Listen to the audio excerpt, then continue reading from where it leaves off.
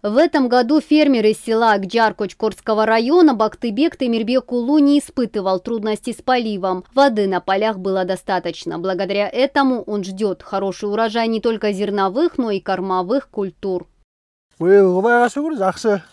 В этом году полив хороший, намного лучше, чем в прошедшем. Воду получаем по очереди, но в достаточном объеме. Споров из-за воды среди фермеров нет. Я вот поливаю поле уже в 3-й раз. В Кочкорском районе имеется 32 756 гектаров пахотных земель. Дихкани в большинстве своем сажают картофель, ячмень, пшеницу и кукурузу. В этом году на руку фермерам сыграла и дождливая погода. Нас порадовали регулярные дожди, благодаря им не было перерыва в поливах. Поля напитались влагой. Кроме того, я поливал свой участок дважды. Я уже собрал первый укос, теперь вот готовлюсь ко второму укосу.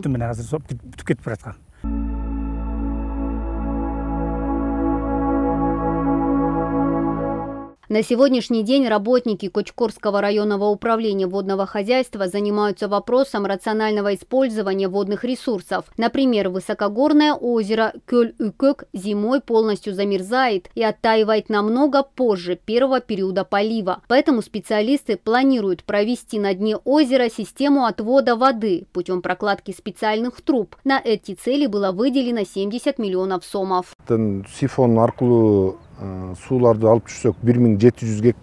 Если мы установим эту систему, то обеспечим поливной водой 1700 гектаров земли. Общая длина составит около 4 километров. Это примерно 500 труб, которые будут помещены в озеро и выведены в русло реки. Оттуда мы уже сможем использовать воду.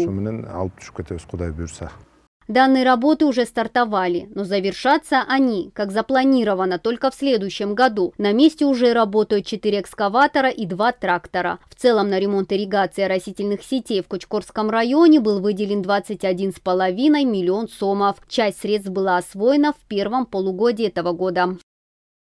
Мадина Низамова, Айдин Толёбеков и Ният Эргешева, Эльтер, Нарынская область.